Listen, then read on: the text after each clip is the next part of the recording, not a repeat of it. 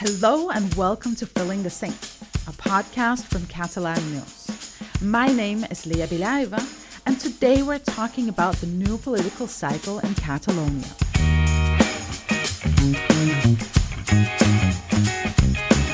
It's September, a time that for most people means back to work, back to school, or just the beginning of something new. This year, the same thing can be said about Catalan politics, as Salvador Illa has been sworn in as the new president of the Catalan government. So not only do Catalans once again have a new government, it's also the first time since 2010 that the Socialist Party is in power. And more importantly, that a party that's not in favor of Catalan independence can call the shots. On today's podcast, we will shed light on who this new government is, what's in store for the socialists, and we will also discuss what the future holds for the pro-independence movement and answer the question, are we witnessing a paradigm shift in Catalan politics? With me today, once again to talk about Catalan politics, is Diada. Welcome back, Diada. Hello, Leah. How are you? Happy to be back. It's been a while since our last podcast. It has, but not just since we last talked about politics. No, it's kind of our topic to go to. It is. And before we get into the meat of this new political cycle, let's rewind and go back and listen to these two moments. Si no n'hi ha un compromís explícit del president de la Generalitat. So this is Jessica Albiach, the leader of left-wing Comuns, and she said that if there was no explicit commitment of the Catalan President, Pere Aragonès at the time, to not approve the Hard Rock Casino complex plan, they would not support the 2024 budget. Per no dependre de la irresponsabilitat dels que posen... And this is Pere Aragonès, the president at the time, and he said that just to not depend on the irresponsibility of some parties that put party interest ahead of Catalonia, he decided to call elections for May the 12th. And that's exactly what happened, and it kept within the tradition of Catalan governments not lasting the full term. Although in the government of Pere Aragonès' defense, he almost made it to 4 years. Yeah, exactly. It went from February 2021, to 2024, because so that's it was when just he called. a few months short of 4 years. Yeah, he just needed one more year, like 12 months, and he would have reached the completed term. And the elections then were held in May, and the socialists, they won in terms of seats and in votes, but they ran short of a majority. The socialists won with 42 MPs in the Catalan parliament out of 135, but they still needed 24 more to reach the absolute majority, which is at 68 MPs. Obviously, because they didn't have enough support, they needed to look for partners, and they spoke with left-wing parties, including Comuns Sumar and Esquerra Republicana, the pro-independence left-wing party that was governing under Pere Aragonès' leadership. And all of them combined just added 68 seats. I see. And what is the price of this new coalition? Well, it depends on who you ask. If you ask the socialists, they had to agree with Esquerra Republicana for a singular Catalan financial model or economic solidarity, which is for Catalonia to collect 100% of its taxes. So in this case, it would be Catalonia collecting all the taxes and then sharing their part with Spain, but also having an extra cost, call it solidaridad or economic solidarity, to be able to give some extra money from Catalonia to other Spanish regions that don't have that much financial support. So that's one of the major agreements between the Socialists and Esquerra Republicana. And a major point for Esquerra Republicana. Yeah, exactly. The thing is that this all depends also on the Spanish government, because it's a Spanish government decision that needs to be approved. At the moment, we have a coalition government between the Socialists and left-wing Sumar. So it all seems it could happen and it could come into force in the upcoming years. However, if the Socialist Prime Minister Pedro Sánchez resigns or he's out of his position, the future of this financial model is completely uncertain. Exactly. In fact, the newly elected President Illa, he was asked in an interview just this week if this financial model would survive if Sánchez was to lose his presidency. And his answer was, just to put it mildly, very, very vague. Well, it doesn't come as a surprise because obviously it all depends on the Spanish government rather than Catalan or some local authorities. But another agreement between Esquerra and the Socialists, which this one depends more on regional leaders, is the creation, and I'm quoting, the National Convention for the Resolution of the Political Conflict to Resolve the Independence Push. That sounds very fancy. It sounds very long as well. And it's just a team to try to debate and sort out and look for options on ways of solving the independence push conflict and the conflict relationship between Spain and Catalonia. So that was also one of Esquerra's main requests. Mm-hmm. And what does Esquerra have to say goodbye to? Well, obviously they had to say goodbye to the presidency. However, they were able to keep some of their policies, including, for example, free childcare for those aged 2, or including the reindustrialization deal to bring more companies into Catalonia again. But one of the things that they were able to push forward and to even improve compared to their term is creating a new linguistic policy ministry. And they had a secretary at the time. Now it has become a ministry. So we have a new minister for the Catalan government focused on linguistic policies, and also another one focused on sports, which was one of the requests for the sector that had been going on for some years now. Mm-hmm. So for them, it came at a price of the presidency. They also had to say goodbye to independence. Well, not technically, because they, as opposed to Junts, they don't have a strong stance with independence. They don't want a unilateral independence. They want agreed independence with Spain. Yeah, something that's called via pactada. Exactly. So this way, they say that with this financial model, it's a way forward to reach a little bit more independence. Mm-hmm. It's a step in the right direction, but in a different way. And what about the Comuns, the other party that is backing Salvador Illa now? Well, Comuns Sumar, as we just heard, Jessica Albiach was one of the reasons why the President Pere Aragonès term ended, because they didn't support the budget. And they said that they would not agree with the Socialists if there was a Hard Rock Casino Complex project ahead. The Socialists had in the past agreed in favor of building this complex, and Comuns Sumar has always opposed it. So the problem that we see now is that for the moment there is no policies on this Hard Rock Casino Complex. But one of the other big surprises that came to, especially for Comuns, is the airport. Yes, airport of Barcelona. What is that drama about? Well, it all started years ago when there was a debate on trying to make Barcelona's airport an international hub. Some people argued that it had to be one major point to connect Asia with Europe and America, and Barcelona being one of the main points of South Europe. However, other people said no because it would have a big environmental impact on national parks next to the airport. And others even said that the environmental impact that the airport currently has is already too much. Mm-hmm. And that, from a civil organization point of view, became a political debate, and parties had to take a stand. For example, Comuns Sumar is completely against expanding the airport. The Socialists back making the airport an international hub, and Esquerra Republicana is in between. They are in favor of making it an international hub, but also in favor of keeping the natural park, La Ricarda Natural Park, as it is, or protecting it even more. So at the moment, with the new changing government, we just learned that the Socialists are in favor of recovering this international hub debate. That was a big bomb that Salvador Illa dropped just this week. Exactly. And obviously, Comuns Sumar, who were like, well, we backed you as in your presidential bid, but we are not in favor of the airport expansion. Esquerra Republicana said that they are in favor, but it has to be sustainable. So we'll just see where this... Yeah, obviously in the next 3-4 months we'll have more information and we'll keep you updated on Catalan news. But at the moment, the government will wait until the experts' opinion on what are the best options to expand the airport. Mm-hmm. Okay, so that was everything up to, today. But let's just travel back again to August 8th. That was the day of the investiture.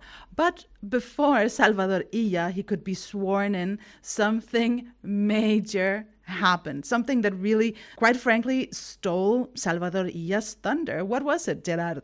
Well, to the surprise of many, not even surprise because it was announced a couple of days before it happened, but still surprising.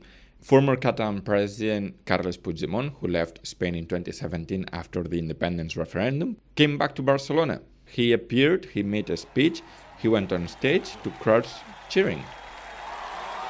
Però malgrat els seus esforços, despite their best attempts, despite how much harm they wanted to do to us, despite how much of the repressive faces we have seen, today I have come here to remind them that we are still here.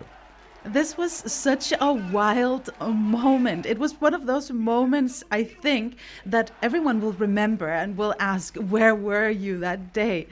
But, in fact, his appearance was actually not the main event because there was suddenly this huge plot twist. What happened? Well, he spoke to around 4,000 people, and then they announced that he would walk from the Arc de Triomphe, where the event was taking place, to the Catalan Parliament, like a 15-minute walk, because he's an MP and he wanted to be part of the presidential debate. However, once everyone was taking positions to take the picture and everything, and people were chanting, he disappeared. So basically, he escaped the police. Yeah, he escaped the police, he escaped live TVs, he escaped thousands of people there watching. Even I was there and there was a work colleague and I asked her, do you see him around there? And she was like, no, I don't see him.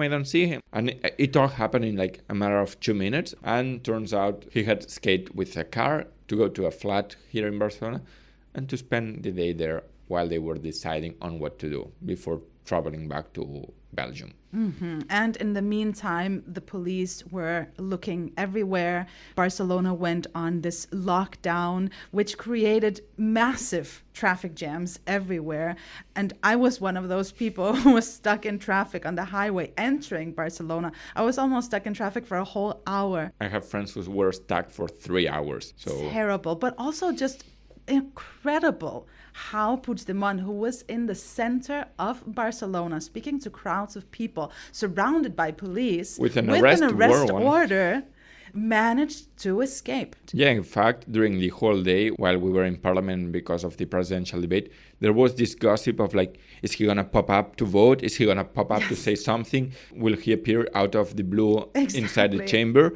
It was all a mystery. And 2 days later, it was learned that he left Barcelona by car.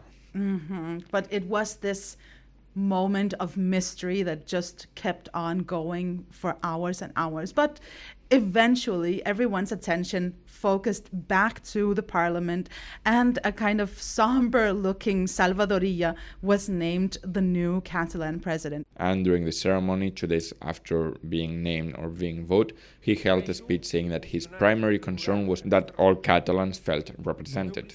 Okay, and now who is the new cabinet? Aside from the new ministries, the linguistic policy and the sports one, there are the main ones. For example, the presidency minister, who is Albert Dalmau. This one is an important one because there is no vice president in this cabinet. So Albert Dalmau is going to kind of take over the vice presidency roles, but as a minister. Mm-hmm. And then we also have economic minister, Alicia Romero.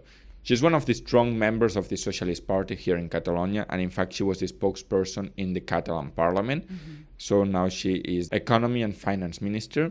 And another key figure is Núria Parlon. She used to be the mayor of Santa Coloma de Gramenet, a very socialist municipality north of Barcelona, and she's now the Interior and Public Safety Minister. In fact, Núria Parlon was already announced that she would take this role even before the election was held. Wow. Because Illa said that if he won, he would name Parlon the Minister for Interior and Public Safety. And another big person, also a woman, is Silvia Paneque. She used to be a Girona, north of Barcelona, city councillor, and now she's the Territory, Housing and Ecological Transition and the spokesperson of the government. So Silvia Paneque has a big role here. I was about to say, that sounds like a lot of work. And then a huge name out of international politics is Jaume Duch. He was the spokesperson of the European Parliament until now, and he is the new EU and Foreign Affairs Minister under Salvador Illa's government.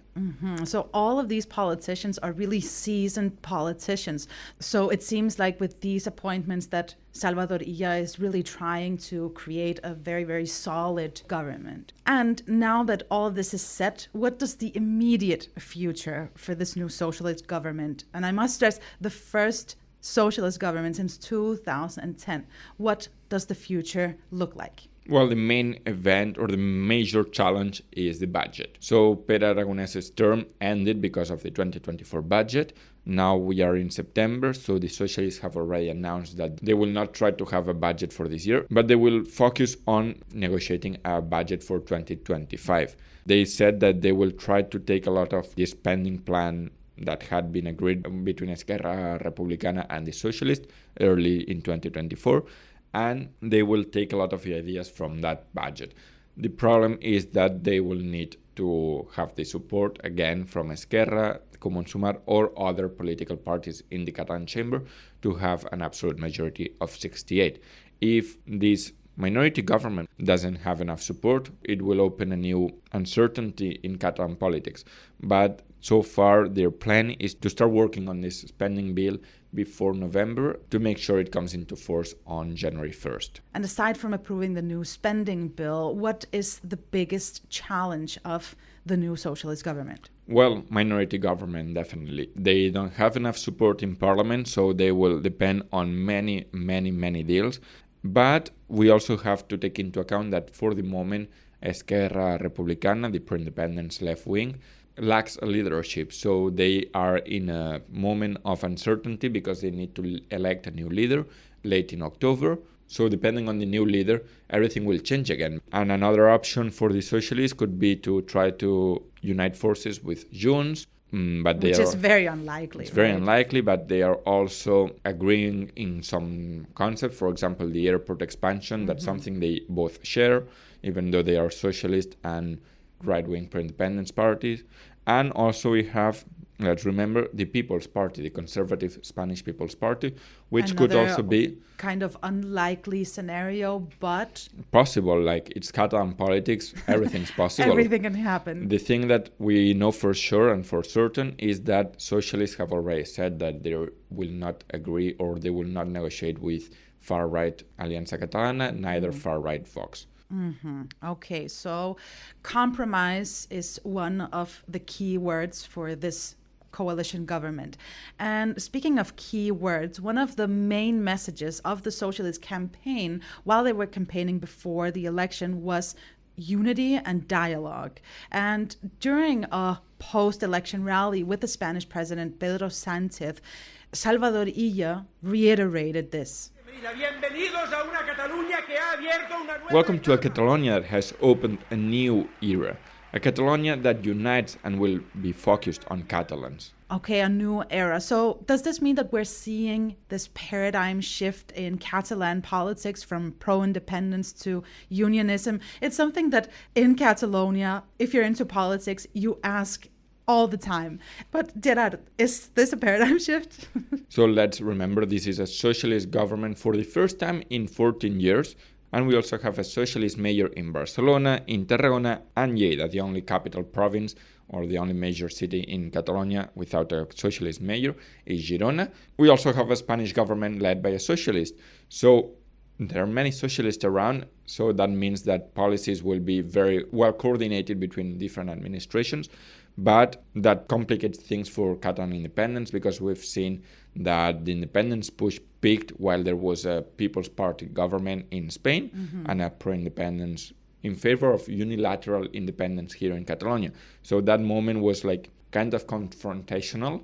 At the moment, we don't have that confrontation anymore because we have an understanding among main leaders. So it remains to be seen whether this actually will be a paradigm shift, but it seems like we're moving towards, well, dialogue, as Salvador Illa was saying before. And it will be very clear this year with the La Diada, or the Catalan National Day, taking place on September 11th. For years and years, it has been dominated by the pro-independence movement, but this year the message is somewhat a little bit different. Yeah, it's molts cors, un sol batec, sentir Catalunya. Yeah, exactly. It's a campaign inherited from Esquerra Republicana, and the message is all about unity and love. And for example, for the first time in years, in fact since 2010, it's the first time that the Catalan government is not encouraging people to join the pro-independence demonstration taking place in the afternoon. Unsurprisingly. But the pro-independence demonstration, it has a slightly different message, right? Is to go back to the streets. Yeah. Tornem als carrers, calling back those former pro-independence supporters who are not that in favor of independence anymore, and they are still undecisive on what they would vote if there was a potential referendum.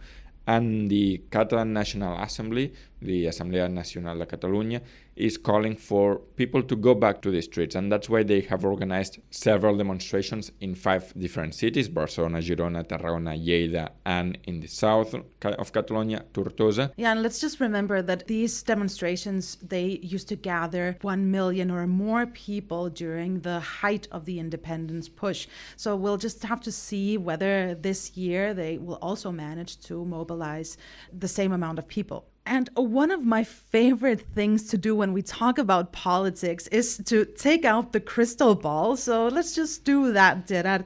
No government has lasted the full term since 2010, as we have mentioned a couple of times during this podcast. Will this government last all 4 years? Well, in fact, the last government that lasted this long was a socialist government led by José Montilla. So okay, that sounds good. That sounds promising. There was a socialist government at the moment, and the name is Salvador Illa, so savior. So probably True. Who knows? We've mentioned that Catalan politics are very uncertain, especially with a minority government. As we mentioned, crystal ball, it is always very foggy because it doesn't tell us anything. Yeah, unfortunately it doesn't. But I think one thing that is very interesting to keep in mind when we talk about this change in governments is that there has almost been a whole generation, the Generation Alpha here in Catalonia, that has not seen political stability. They have not seen one government doing the full 4 years. Exactly. And in fact, we've been so used to having historical days on politics that there's no dull day in politics anymore. There really isn't. And now it's time for the Catalan phrase of the week. What is it this week? Quan una porta es tanca, una altra s'obre. This one is a long one. This one is a long one. Say it again.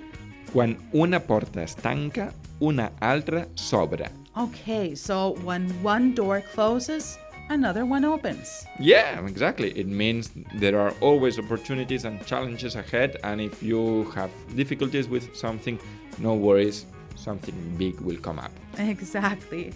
And that's all we have time for today. Thanks for listening. Make sure to subscribe to Filling the Sink wherever you get your podcast if you haven't already. Thanks to you, Diada, for joining me once again to talk about this never dull topic of Catalan politics. And we'll be back again next Saturday with another episode of Filling the Sink, where we will talk about international schools in Catalonia. On behalf of the team here at Catalan News, I'm Leah Bilyaiva, wishing you a great weekend. Fins aviat. Adeu.